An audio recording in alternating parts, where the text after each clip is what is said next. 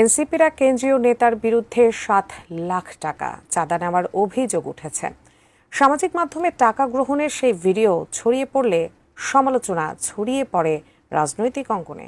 তবে এবার সেই 7 লাখ টাকা নেওয়া প্রসঙ্গে মুখ খুললেন সেই এনসিপি নেতা। বিস্তারিত আরিফ হাসানের প্রতিবেদনে।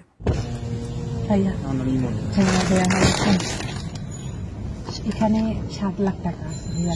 হ্যাঁ, 10 টাকার কথা ছিল, মানে একটু ক্রাইসিস, মানে বুঝেন না।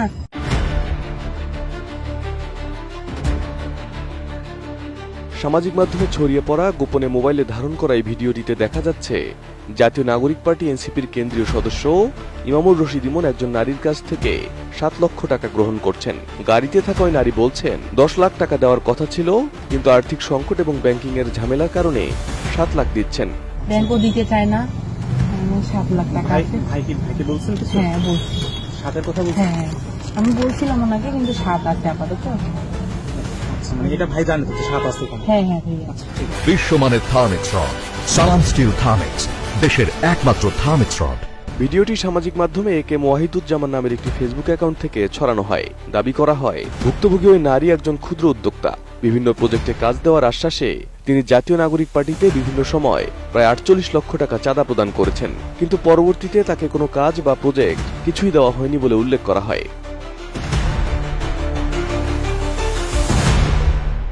ভিডিওটি সামাজিক মাধ্যমে ছড়িয়ে পড়লে তোলপাড় শুরু হয় রাজনৈতিক অঙ্গনে। এর প্রেক্ষিতে সেই টাকা নেওয়ার কারণ সামনে আনলেন অভিযুক্ত এনসিপি নেতা ইমামুর রশিদ ইমন। সোমবার ইমামুর রশিদ এক ফেসবুক পোস্টে দাবি করেন ওই নারী উদ্যোক্তার কাছে কোনো চাঁদা নয়, বরং তিনি স্বেচ্ছায় এনসিপিতে ডোনেট করেছিলেন। ইমামুর রশিদ উল্লেখ করেন গত মে মাসের প্রথম দিকে জাতীয় নাগরিক পার্টির অস্থায়ী কার্যালয়ে এসে পার্টির আহ্বায়ক ও 2 অঞ্চলের মুখ্য সংগঠক দ্বয়ের সাথে দেখা করেন ওই নারী। সেখানে তিনি স্বেচ্ছায় পার্টি ফান্ডে ডোনেশন দিতে ইচ্ছা পোষণ করেন।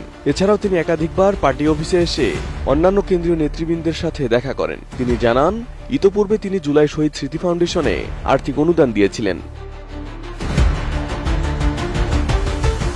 ওই নারী পার্টি ফান্ডে 10 লক্ষ টাকা ডোনেট করবেন বলে পার্টির পক্ষ থেকে একজনকে পাঠাতে বলেন। পার্টির পক্ষ থেকে সেই ফান্ড সংগ্রহের দায়িত্ব দেওয়া হয় কেন্দ্রীয় সদস্য ইমামুর রশিদ ইমনকে। পরে ওই টাকা সংগ্রহ করে কোষাধ্যক্ষের কাছে জমা দেন বলে জানান এনসিপির ওই নেতা। ভাইকে বলছেন কিছু? হ্যাঁ, বলছি। 7-এর কথা বলছেন? হ্যাঁ। ইমামুর রশিদ উল্লেখ করেন একটি রাজনৈতিক দলের সাংগঠনিক কার্যক্রম চালাতে যে কেউ আর্থিক অনুদান দিতে পারে, যা খুবই স্বাভাবিক একটি বিষয়। তিনি জানান ওই নারী এনসিপির টপ লিডারদের কাছে তার ব্যক্তিগত কিছু অনৈতিক সুবিধা চেয়েছিলেন, কিন্তু পার্টি থেকে ওই নারীকে ব্যক্তিগত সুবিধা দিতে রাজি না হলে পার্টির টপ লিডারদের সাথে